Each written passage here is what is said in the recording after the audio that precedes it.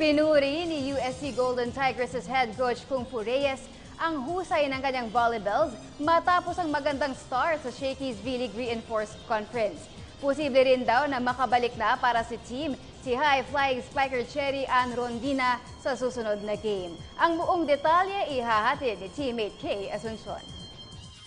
Sinorpresa ng UST Golden Tigers ang mga volleyball fans matapos ang kanilang magandang start sa muling pagbubukas ng Shakey's V-League Reinforced Conference.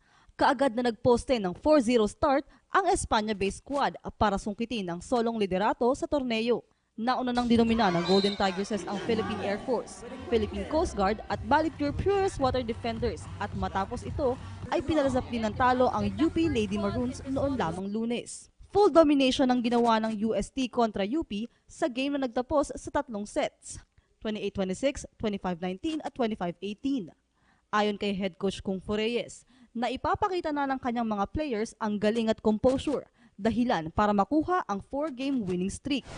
Ano lang naman talaga, yung nagiging fruitful lang yung mga pinaghihirap. Siyempre, lagi naman lahat ng sinasabi yung hard work. Bukod sa hard work, siguro nagmamaterialize na experience at maturity ng mga players.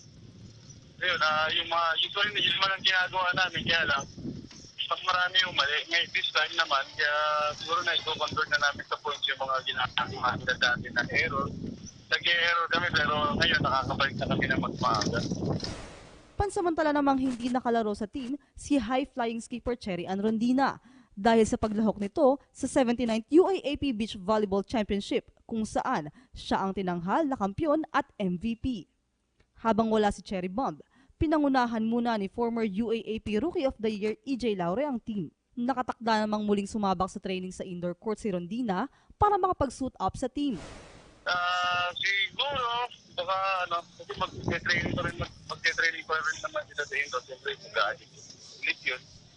Yung condition ng playing ground nila from sun to indoor, tapos yun na, unti-unti na lang natin. Sa Sabado, masusubukan ng husay ng UST squad sa pagharap nila sa Alyssa Valdez-led Bureau of Customs Transformers. Kay Asuncion, PTV Sports.